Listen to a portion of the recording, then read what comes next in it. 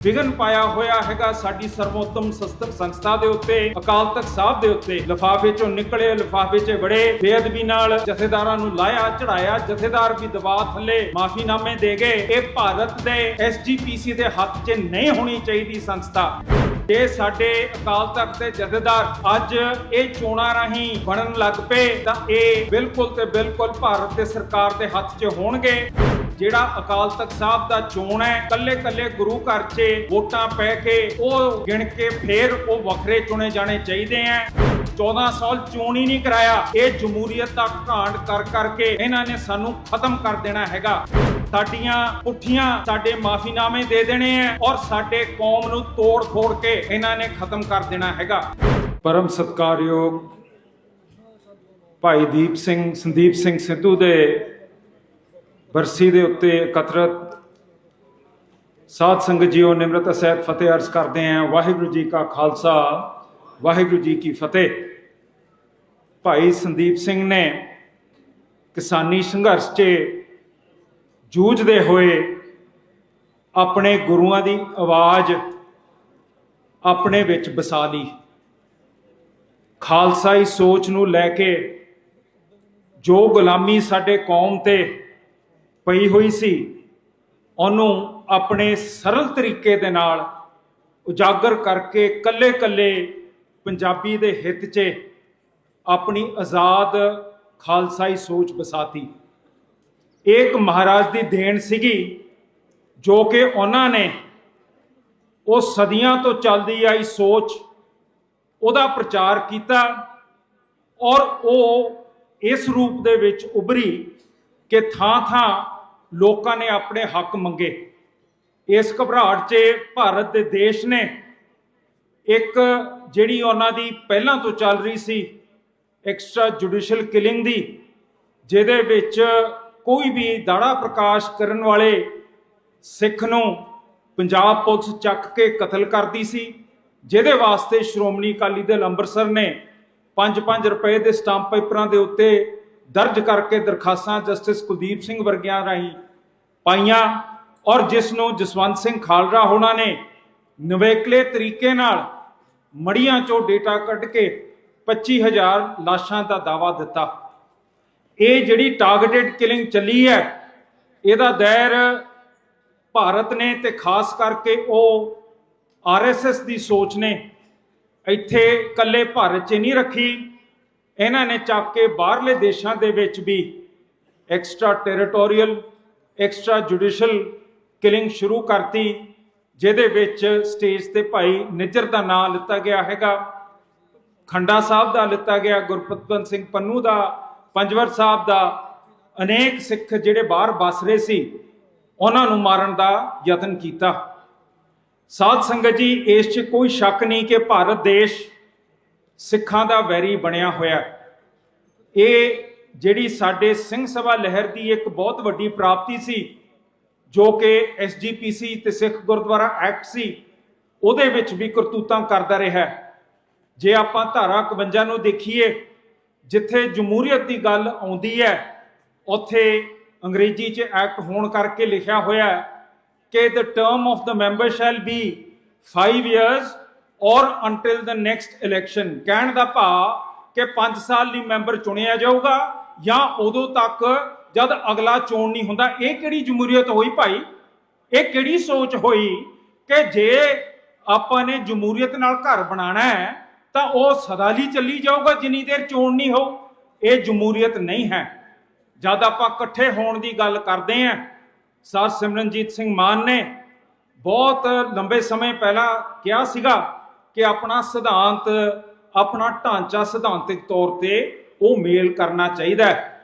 ਜੇ ਆਪਾਂ ਚਾਹੁੰਦੇ ਹਾਂ ਕਿ ਆਪਣੇ SGPC ਦੇ ਹਾਊਸ ਦੇ ਇਲੈਕਸ਼ਨ ਇਹ ਟਾਈਮ ਸਿਰੇ ਹੋਣ ਤਾਂ ਇਹ ਧਾਰਾ 51 ਨੂੰ ਰੱਦ ਕਰਕੇ 5 ਸਾਲ ਦੀ ਲਿਮਿਟ ਇਸ ਤੇ ਦਰਜ ਹੋਣੀ ਚਾਹੀਦੀ ਹੈ। ਵਿਘਨ ਪਾਇਆ ਹੋਇਆ ਹੈਗਾ ਸਾਡੀ ਸਰਵੋਤਮ ਸੰਸਥਾ ਦੇ ਉੱਤੇ, ਅਕਾਲ ਤਖਤ ਸਾਹਿਬ ਦੇ ਉੱਤੇ। ਲਿਫਾਫੇ ਚੋਂ ਨਿਕਲੇ, ਲਿਫਾਫੇ 'ਚ ਬੜੇ ਬੇਅਦਬੀ ਨਾਲ ਜਥੇਦਾਰਾਂ ਨੂੰ ਲਾਇਆ ਚੜਾਇਆ, ਜਥੇਦਾਰ ਵੀ ਦਬਾਅ ਥੱਲੇ ਮਾਫੀਨਾਮੇ ਦੇ ਗਏ। ਇਹ ਸਾਰਾ ਢਾਂਚਾ ਸਾਡਾ ਸਿੱਖੀ ਦਾ, ਇਹ ਮੁੜ ਕੇ ਕੌਮ ਨੂੰ, ਪੰਥ ਨੂੰ, ਇਹਨੂੰ ਬਣਾਉਣ ਦੀ ਸੋਚ ਰੱਖਣੀ ਚਾਹੀਦੀ ਹੈ। ਜਿਹੜਾ ਅਕਾਲ ਤਖਤ ਸਾਹਿਬ ਦੇ ਚੋਣ ਹੈ, ਉਹ ਜਿੱਥੇ ਸਿੱਖ ਬੈਠਦਾ ਹੈ ਉੱਥੇ ਉਹਨਾਂ ਦਾ ਹੁਕਮਨਾਮਾ ਚੱਲਦਾ ਹੈ। ਇਸ ਚੋਣ ਦੇ ਵਿੱਚ ਹਰੇਕ ਸਿੱਖ ਦੀ ਵੋਟ ਪੈਣੀ ਚਾਹੀਦੀ ਹੈ। ਭਾਵ ਕਿ ਹਰੇਕ ਗੁਰੂ ਘਰ, ਹਰੇਕ ਕੰਟਰੀ ਦੇ ਵਿੱਚ ਉਹਦੇ ਰਾਹੀਂ ਵੋਟ ਪੈ ਕੇ ਅਕਾਲ ਤਖਤ ਸਾਹਿਬ ਬਣਨੇ ਚਾਹੀਦੇ ਹੈ। ਇਹ ਭਾਰਤ ਦੇ SGPC ਦੇ ਹੱਥ 'ਚ ਨਹੀਂ ਹੋਣੀ ਚਾਹੀਦੀ ਸੰਸਥਾ। ਇਸ ਚੀਜ਼ ਨੂੰ ਦੇਖਦਿਆਂ ਹੋਇਆਂ ਕਿ ਚੀਨ ਨੇ ਬੌਧੀ ਧਰਮ ਦੇ ਉੱਤੇ ਸਾਰੇ ਜਿਹੜੇ ਲਾਮੇ ਹੈਗੇ ਆ ਕਾਬੂ ਕਰ ਲਏ। ਦਲਾਈ ਲਾਮਾ ਨੇ ਆਪਣੇ ਸਿਆਸੀਕਰਨ ਦਾ ਦਫ਼ਤਰ, ਜੋ ਕਿ ਉਹਦਾ ਹੱਕ ਹੈ, ਉਹਨੇ ਇੱਕ ਪ੍ਰਾਈਮ ਮਿਨਿਸਟਰ ਚੁਣ ਕੇ ਅੱਜ ਗਵਰਨਮੈਂਟ ਇਨ ਐਗਜ਼ਾਈਲ ਬਣਾਈ ਹੋਈ ਹੈ। ਜੇ ਸਾਡੇ ਅਕਾਲ ਤਖਤ ਦੇ ਜਥੇਦਾਰ ਅੱਜ ਇਹ ਚੋਣਾਂ ਰਾਹੀਂ ਬਣਨ ਲੱਗ ਪਏ ਤਾਂ ਇਹ ਬਿਲਕੁਲ ਤੇ ਬਿਲਕੁਲ ਭਾਰਤ ਦੇ ਸਰਕਾਰ ਦੇ ਹੱਥ 'ਚ ਹੋਣਗੇ। ਜਿਹੜਾ ਅਕਾਲ ਤਖਤ ਸਾਹਿਬ ਦਾ ਚੋਣ ਹੈ, ਕੱਲੇ ਕੱਲੇ ਗੁਰੂ ਘਰ 'ਚ ਵੋਟਾਂ ਪੈ ਕੇ ਉਹ ਗਿਣ ਕੇ ਫਿਰ ਉਹ ਵੱਖਰੇ ਚੁਣੇ ਜਾਣੇ ਚਾਹੀਦੇ ਆ। ਇਹ ਚੋਣ ਭਾਰਤ ਦੇ ਹੱਥ 'ਚ ਨਹੀਂ ਹੋਣੇ ਚਾਹੀਦੇ। ਨਹੀਂ ਤਾਂ ਜਿਵੇਂ ਹੁਣ 2011 ਤੋਂ ਬਾਅਦ ਸ਼ਾਇਦ ਹੁਣ 25 ਦੇ ਵਿੱਚ ਚੋਣ ਹੋ ਜੇ, 14 ਸਾਲ ਚੋਣ ਹੀ ਨਹੀਂ ਕਰਾਇਆ। ਇਹ ਜਮਹੂਰੀਅਤ ਦਾ ਘਾਣ ਕਰ ਕਰਕੇ ਇਹਨਾਂ ਨੇ ਸਾਨੂੰ ਖਤਮ ਕਰ ਦੇਣਾ ਹੈਗਾ। ਸਾਡੀਆਂ ਪੁੱਠੀਆਂ ਸਾਡੇ ਮਾਫੀਨਾਮੇ ਦੇ ਦੇਣੇ ਆ ਔਰ ਸਾਡੇ ਕੌਮ ਨੂੰ ਤੋੜ ਫੋੜ ਕੇ ਇਹਨਾਂ ਨੇ ਖਤਮ ਕਰ ਦੇਣਾ ਹੈਗਾ। ਸੋ ਸਾਧ ਸੰਗਤ ਜੀ, ਇਹ ਗੱਲਾਂ ਮੈਂ ਤਾਂ ਕੀਤੀਆਂ ਕਿਉਂਕਿ ਭਾਈ ਦੀਪ ਸਿੰਘ ਇੱਕ ਸਿੱਖ ਦਰਦੀ, ਸਿੱਖ ਸੋਚ ਦੇ ਨਾਲ ਤੁਰਨ ਵਾਲੇ ਇੱਕ ਐਡਵੋਕੇਟ ਸੀ, ਜਿਹੜੇ ਕਾਨੂੰਨਾਂ ਨੂੰ ਸਿਆਣਦੇ ਸੀਗੇ ਔਰ ਕਾਨੂੰਨ ਨੂੰ ਉਹਨਾਂ ਨੂੰ ਸਮਝ ਸੀ ਕਿ ਕਿਵੇਂ ਆਪਾਂ ਨੇ ਤਬਦੀਲ ਕਰਨਾ ਹੈ। ਸੋ ਮੈਂ ਸਮਝਦਾ ਕਿ ਅੱਜ ਜੇ ਅਸੀਂ ਉਹਨਾਂ ਨੂੰ ਚੇਤੇ ਰੱਖਾਂਗੇ, ਅਸੀਂ ਆਪਣੇ ਕੌਮ ਦੇ ਜਿਹੜੇ ਕਾਨੂੰਨ ਹੈ, ਆਪਣਾ ਢਾਂਚਾ ਹੈ, ਉਹਨੂੰ ਸੁਧਾਰਨ ਦੇ ਆਪਾਂ ਤਰੀਕੇ ਲੱਭੀਏ। ਜਿਵੇਂ ਕਿ ਡਾਇਰੈਕਟ ਡੈਮੋਕ੍ਰੇਸੀ ਹੁੰਦੀ ਹੈ, ਜਿਹਦੇ ਵਿੱਚ ਇਨੀਸ਼ੀਏਟਿਵ, ਰੈਫਰੈਂਡਮ ਤੇ ਰਿਕਾਲ ਹੁੰਦਾ ਹੈ, ਜੋ ਕਿਸੇ ਸਮੇਂ ਆਪਾਂ ਬੈਠ ਕੇ ਵਿਚਾਰ ਕਰ ਲਾਂਗੇ। ਸਿਧਾਂਤਾਂ ਅਧੀਨ ਆਪਾਂ ਜਿਹੜਾ ਏਜੰਡਾ ਉਹ ਬਣਾਈਏ, ਉਹਦੇ ਤੇ ਤੁਰੀਏ। ਸ਼੍ਰੋਮਣੀ ਅਕਾਲੀ ਦਲ ਅੰਮ੍ਰਿਤਸਰ SGPC ਦੇ ਚੋਣਾਂ ਵਾਸਤੇ ਜ਼ਿਲ੍ਹਾ ਵਾਈਜ਼ ਆਪਣੇ ਜਿਹੜਾ ਸਾਡਾ ਮੈਨੀਫੈਸਟੋ ਹੈ, ਉਹਦੇ ਵਿਚਾਰ ਕਰਨ ਤੇ ਜਾਰੀ ਹੈ। ਅਸੀਂ 21 ਤਰੀਕ ਮਾਂ ਬੋਲੀ ਦਿਹਾੜਾ ਹੈ, ਉੱਥੇ ਸੱਥ ਦੇ ਜੁਝਾਰ ਸਿੰਘ ਵਰਗੇ ਜਿਹੜੇ ਬੁੱਧੀਜੀਵੀ ਹੈ, ਉਰੇ ਸਾਡੇ ਹੋਰ ਆਏ ਹੋਏ ਹੈਗੇ ਆ, ਉਹਨਾਂ ਨਾਲ ਬੈਠ ਕੇ ਅਸੀਂ ਆਪਣੀ ਮਾਂ ਬੋਲੀ ਪੰਜਾਬੀ, ਜਿਹੜੀ ਸ਼ੇਖ ਬਾਬਾ ਫਰੀਦ ਜੀ ਨੇ 12ਵੀਂ ਸਦੀ ਦੇ ਵਿੱਚ ਸਾਡੇ ਗੁਰੂ ਗ੍ਰੰਥ ਸਾਹਿਬ ਦੀ ਭਾਸ਼ਾ ਬਣਾਈ ਸੀਗੀ, ਉਹਦੇ ਬਾਰੇ ਵਿਚਾਰ ਕਰਨ ਲੱਗੇ ਆ। ਇਸੇ ਤਰ੍ਹਾਂ ਪਟਿਆਲਾ ਪੰਜਾਬੀ ਯੂਨੀਵਰਸਿਟੀ ਤੇ ਅਸੀਂ 22 ਤਰੀਕ ਨੂੰ ਕਰਾਂਗੇ, ਬਾਬਾ ਫਰੀਦ ਜੀ ਦੇ ਨਾਂ ਤੇ ਫਰੀਦਕੋਟ 'ਚ 23 ਤਰੀਕ ਨੂੰ, ਤੇ ਦੂਸਰੇ ਪਾਤਸ਼ਾਹ ਗੁਰੂ ਅੰਗਦ ਸਾਹਿਬ ਮਹਾਰਾਜ ਦੇ ਖਡੂਰ ਸਾਹਿਬ ਵਿਖੇ ਅਸੀਂ 24 ਤਰੀਕ ਨੂੰ ਮਾਂ ਬੋਲੀ ਪੰਜਾਬੀ ਦਾ ਕਾਨਫਰੰਸ ਰੱਖ ਰਹੇ ਹਾਂ। ਮੇਰਾ ਖਿਆਲ ਹੈ ਇਹਦੇ ਨਾਲ ਭਾਈ ਦੀਪ ਸਿੰਘ ਸਿੱਧੂ ਸਹਿਮਤ ਹੋਣਗੇ ਤੇ ਮੈਂ ਆਸ ਰੱਖਦਾ ਕਿ ਗੁਰੂ ਮਹਾਰਾਜ ਇਸ ਸੋਚ ਦੇ ਉੱਤੇ ਪਹਿਰਾ ਦੇਣ, ਇਹਨੂੰ ਦਿਨ ਦੁਗਣਾ ਰਾਤ ਚੌਗਣਾ ਵਧਾਉਣ ਔਰ ਨਾਲ ਹੀ ਦੀਪ ਸਿੰਘ ਸਿੱਧੂ ਉਹਦੀ ਸੋਚ, ਗੁਰਸਿੱਖੀ ਦੀ ਸੋਚ ਨੂੰ ਵਾਧਾ ਮਿਲਦਾ ਰਹੇ।